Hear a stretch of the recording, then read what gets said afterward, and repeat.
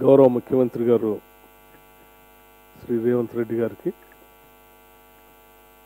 గౌరవ మంత్రివర్యులు వ్యవసాయ శాఖ మంత్రివర్యులు శ్రీ తుమ్మల నాగేశ్వరరావు గారికి, అట్లాగే ఈ కార్యక్రమంలో పాల్పంచుకుంటున్నటువంటి మరో గౌరవ మంత్రివర్యులు పొన్నం ప్రభాకర్ రావు గారికి,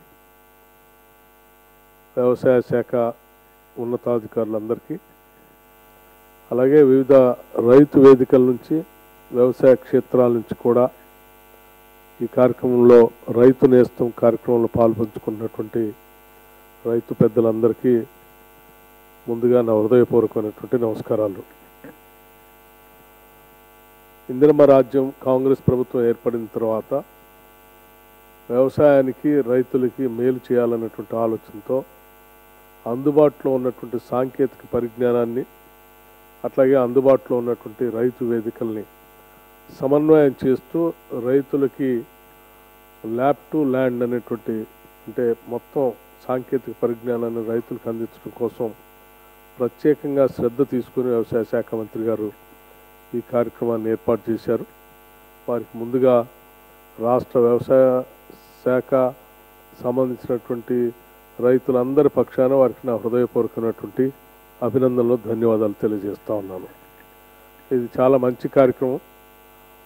చాలా సందర్భాల్లో యూనివర్సిటీస్లో కానీ లేకపోతే ఇతరత్ర పరిశోధనా కేంద్రాల్లో కానీ తీసుకొస్తున్నటువంటి సాంకేతికపరమైనటువంటి అంశాలు అది నేరుగా రైతుల దగ్గరికి అందుబాటులోకి రాకుండా అనేక అడ్డంకులు, జాప్యాలు కూడా ఉన్నటువంటి పరిస్థితి మనం అనేక సంవత్సరాలుగా గమనిస్తూ ఉన్నాం. వాటన్నిటిని అధిగమిస్తూ వెంటనే క్షణాల్లోనే ఈ సాంకేతిక పరమైనటువంటి పరిజ్ఞానాన్ని రైతుల దగ్గర చేర్చడం కోసం గొప్పగా ఉపయోగపడేటువంటి కార్యక్రమం ఈ రైతు నేస్తం. అట్లాగే ప్రభుత్వ పరంగా కూడా ఉన్నటువంటి అనేక కార్యక్రమాలు కూడా ఎటువంటి విషయ పరిజ్ఞానం అందుబాటులో లేకుండా ఇబ్బంది పడేటువంటి రైతులకి అటువంటి ఇబ్బంది లేకుండా నేరుగా వారికి సమాచారం అందించే కార్యక్రమానికి కూడా రైతు నేస్తం బాగా ఉపయోగపడుతుంది. మరి రైతులు చాలామంది ఇప్పుడు మాట్లాడారు. కోటేశ్వరరావు గారు కానీ, మహిపాల్ రెడ్డి గారు కానీ, బాలకృష్ణ గారు కానీ, మల్లేశం గారు కానీ, గంభీర్ గారు కానీ, మీరు చెప్పినటువంటి అన్ని అంశాలని ఈరోజు సరే మీరు వేరు వేరు ప్రాంతాల్లో ఉన్నారు. ఈరోజు అనేక మారుమూల ప్రాంతాల్లో కూడా ఉన్నారు. ఎక్కడ ఉన్నా కానీ నేరుగా ఈరోజు మీరు మాట్లాడినటువంటి అన్ని అంశాలు నేరుగా సాక్షాత్తు రాష్ట్ర ముఖ్యమంత్రి వర్యులు వినే పరిస్థితి ఉంది. అట్లాగే వ్యవసాయ శాఖ మంత్రి గారు కానీ, వ్యవసాయ శాఖకు సంబంధించినటువంటి అధికారులు కానీ, లేకపోతే శాస్త్రవేత్తలు కానీ అందరూ కూడా నేరుగా మీరు మాట్లాడుతూ ఉంటే ఎదురుగా కూర్చొని వాళ్ళు ఉంటున్నట్టుగానే ఉంది. ఇంత మంచి కార్యక్రమం మరి నిజంగా రాష్ట్రానికి పెద్ద ఎత్తున ఉపయోగపడేటువంటి కార్యక్రమం. ఇది ప్రతి వారం కూడా ఈ కార్యక్రమాన్ని ఏర్పాటు చేస్తామని చెప్పి తుమ్మల నాగేశ్వరరావు గారు చెప్తా ఉన్నారు. రైతు వేదికలన్నింటినీ ఉపయోగంలో తీసుకొని ఈ సాంకేతిక పరిజ్ఞానాన్ని ఉపయోగించి చేస్తామని చెప్తున్నారు. నిజంగా బాగా ఇది రైతులందరికీ ఉపయోగపడుతుందని నేను ఆశిస్తూ ఉన్నాను. అట్లాగే వ్యవసాయ పరానికి సంబంధించినంతవరకు మెకనైజేషన్ పెద్ద ఎత్తున జరుగుతూ ఉంది. కాబట్టి మెకనైజేషన్ జరుగుతున్నటువంటి ప్రక్రియలో భాగంగా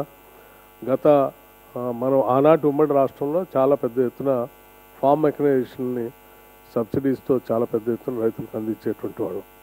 అట్లాగే డ్రిప్ ఇరిగేషన్ కానీ, స్ప్రింక్లర్స్ కానీ, లేకపోతే ఇతరత్ర ఏ టెక్నాలజీ అందుబాటులో వచ్చినా వాటిని దానికి సంబంధించిన రైతులను ప్రోత్సహించడానికి కొంత ప్రభుత్వాలు సబ్సిడీ ఇస్తూ ప్రోత్సహించి గత 10 సంవత్సరాలు ఆనాటి ప్రభుత్వాలు టీఆర్ఎస్ ప్రభుత్వంలో సరే 2014లో 15లో ఒకసారి ఒక సంవత్సరం వాళ్ళు మేము వేస్తామని చెప్పినప్పటికీ ఆ తర్వాత కాలక్రమేణా 10 సంవత్సరాల్లో పూర్తిగా వీటికి సంబంధించినటువంటి నిధులన్నింటినీ బంద్ చేయటం వల్ల రైతులు పెద్ద ఎత్తున తెలంగాణలో నష్టపోయారు.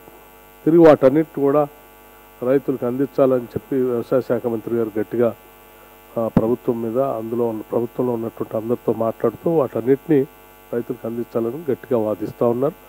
దీన్ని తప్పనిసరిగా ముఖ్యమంత్రి గారు కానీ, మిగతా మంత్రివర్గ సహచరులు కానీ అందరూ అర్థం చేసుకొని వాటన్నిటికీ కావాల్సినటువంటి ఆర్థికపరమైన సహాయాన్ని అందించడానికి సాధ్యమైనంత వరకు ప్రయత్నం చేస్తారు. అట్లాగే శాసనసభ్యులు, కలెక్టర్స్ వారు కూడా దీంట్లో ఈ కార్యక్రమాల్లో పెద్ద ఎత్తున అన్ని జిల్లాల్లో పార్టిసిపేట్ చేస్తూ ఉన్నారు. వారికి కూడా నేను హృదయపూర్వకమైనటువంటి అభినందనలు తెలియజేస్తూ ఉన్నాను. మీరు ప్రత్యేకమైనటువంటి శ్రద్ధ తీసుకుని రైతుల కోసం వ్యవసాయం కోసం సమయం కేటాయించినందుకు రాష్ట్ర ప్రభుత్వం నుంచి ఇచ్చేటువంటి కార్యక్రమాలను భవిష్యత్తులో రైతులకు అందించడం కోసం మీరు స్థానికంగా ఏర్పాటు చేసినటువంటి వ్యవస్థకి పెద్ద ఎత్తున ఉపయోగపడుతుంది. అట్లాగే వారు కొన్ని వ్యవసాయానికి సంబంధించినటువంటి ఇన్సూరెన్స్ సంబంధించినటువంటి అంశాలు కూడా చెప్పారు. పంటలకు సంబంధించినటువంటి ఇన్సూరెన్స్ కానీ లేకపోతే రైతులు ప్రత్యేకంగా సంబంధించిన ఇన్సూరెన్స్ గురించి కానీ వాటి గురించి కూడా తప్పనిసరిగా ఇందిరమ్మ రాజ్యం కాంగ్రెస్ ప్రభుత్వం ప్రత్యేక శ్రద్ధ వహించి రైతుల కోసం చేయాల్సిన అన్ని కార్యక్రమాలని పెద్ద ఎత్తున చేస్తుందని వారికి వారు మీ అందరి కోసం అడిగినటువంటి మాటని రాష్ట్ర ప్రభుత్వం నిలబెట్టుకుంటుంది. రాష్ట్ర మంత్రివర్గం అంతా కూడా వ్యవసాయపరంగా రైతులకు మేలు చేయాలనేటువంటి ఆలోచనతో ఉన్నారన్నటువంటి విషయాన్ని కూడా రాష్ట్ర వ్యాప్తంగా ఉన్న రైతులు గమనించాలని చెప్పి నేను మీ అందరికీ విజ్ఞప్తి చేస్తూ ఉన్నాను. అట్లాగే ముఖ్యమంత్రి గారు ఇందాక మాట్లాడుతూ మన ముందున్నటువంటి ఒక సవాల్ని కూడా ఈరోజు మన దృష్టికి తీసుకొచ్చారు. ఈ సంవత్సరం ప్రత్యేకంగా వర్షాలు తక్కువగా పడటం వల్ల కాలువల్లో కానీ చెరువుల్లో కానీ ప్రాజెక్ట్స్లో కానీ మేజర్ ఇరిగేషన్లో ఉన్నటువంటి డ్యామ్స్లో కానీ నీళ్లు అడుగంటిపోతూ ఉన్నాయి. ఇటువంటి పరిస్థితుల్లో మనందరం సమిష్టిగా ఈ పద్ధతిని ఎదుర్కొనే కార్యక్రమంలో భాగంగా అందరం సమిష్టిగా దీన్ని ఎదుర్కొందామని చెప్పి వారు పిలిపించారు. దీన్ని అందరూ కూడా గమనంలో తీసుకొని కొన్ని శక్తులు కావాలని ఒక వేరే రకమైనటువంటి ప్రచార కార్యక్రమం చేసేటువంటి పరిస్థితులు కూడా ఉన్నారు. కానీ వాస్తవ పరిస్థితులు మీ అందరికీ తెలిసిందే, రైతులుగా మీకు తెలియంది కాదు. దీన్ని సంపూర్ణంగా అర్థం చేసుకొని రాష్ట్ర ప్రభుత్వం సాధ్యమైనంత మేరకు ఎక్కడ ఏ పంటకి నష్టపడకుండా ఉండే విధంగా తాగటానికి నీళ్ళు ఇబ్బంది లేకుండా ఉన్న దాంట్లో సర్ది ప్రజలకు మేలు చేయడం కోసం ప్రభుత్వం చాలా సిద్ధశుద్ధితో పనిచేస్తోంది. ప్లానింగ్ కూడా చేస్తూ ఉన్నారు. వ్యవసాయ శాఖ మంత్రి గారు రోజువారీగా ఏ జిల్లాల్లో ఎన్ని ప్రాజెక్టులు ఉన్నాయి, ఆ ప్రాజెక్టులో నీళ్లు ఎక్కడెక్కడ అందుబాటులో ఉన్నాయి, వాటిని రైతులకు ఏ రకంగా అందించాలనే దాని మీద వారు సమీక్షలు చేస్తూ నిరంతరం ఆదిలాబాద్ నుంచి ఖమ్మం వరకు తిరుగుతూనే ఉన్నారు. దీన్ని రైతాంగ సోదరులు అందరూ కూడా అర్థం చేసుకుంటారని నేను ఆశిస్తూ ఉన్నాను. అట్లాగే మరొక విషయం కూడా వారు చెప్పారు, ఆర్గానిక్ ఫార్మింగ్ గురించి. నిజమే, ఇది ప్రపంచవ్యాప్తంగా ఈరోజు మారుతున్నటువంటి పరిస్థితుల్లో ఆర్గానిక్ ఫార్మింగ్ చాలా డిమాండ్ ఉంది. మనం గతంలో ఐకేపీ ద్వారా ఆర్గానిక్ ఫార్మింగ్ చాలా పెద్ద చేపించేవాళ్ళం. అది కొన్ని సంవత్సరాలు గత ప్రభుత్వం పూర్తిగా బంద్ చేయటం వల్ల చాలా గ్రామాల్లో ఆర్గానిక్ ఫార్మింగ్ ఇబ్బంది పడుతూ ఉంది. ప్రత్యేకంగా రైతులు సొంతంగా వాళ్ళు ఆలోచనతో ఈరోజు చేస్తూ ఉన్నారని చెప్పారు. నల్గొండ జిల్లా నుంచి కూడా మాట్లాడారు మిత్రుడు.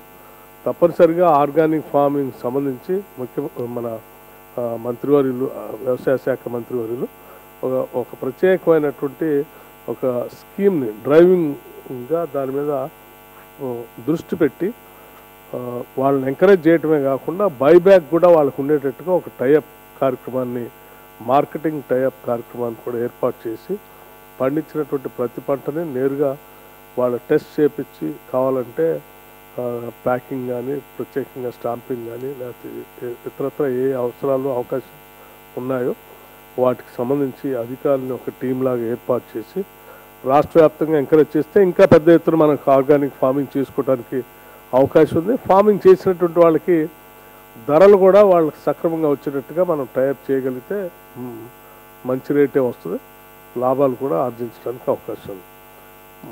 తుమ్మల నాగేశ్వరరావు గారు అయితే మరీ ముఖ్యంగా హార్టికల్చర్, పామ్ ఆయిల్ కల్టివేషన్ని బాగా ప్రోత్సహిస్తూ ఉన్నారు. ఇది ఖమ్మంలో వారి నియోజకవర్గం నుంచి మొదలైన దాన్ని ఆదిలాబాద్ వరకు ఈరోజు ఎవరు ఏ రైతు కనపడ్డా ముందు మీరు పామ్ ఆయిల్ వేయండి అని చెప్తా ఉన్నారు. సో దీన్ని విరివిగా తీసుకుని ఆదాయం బాగా పెంచడం కోసం అది చేసేటువంటి సూచనల్ని మీరు పరిగణలో తీసుకొని పెద్ద ఎత్తున రైతులు అటువంటి కార్యక్రమాలు కూడా చేపట్టాలని చెప్పి మీ అందరికీ నేను హృదయపూర్వకమైనటువంటి అభినందనలు తెలియజేస్తూ, ముఖ్యంగా ముఖ్యమంత్రి గారు, వ్యవసాయ శాఖ మంత్రి గారు ప్రత్యేక దృష్టి సారించి ఈ కార్యక్రమాన్ని చేపట్టడానికి మరొకసారి నా హృదయపూర్వకమైనటువంటి అభినందనలు, కృతజ్ఞతలు కూడా తెలియజేస్తూ సెలవు తీసుకుంటాను.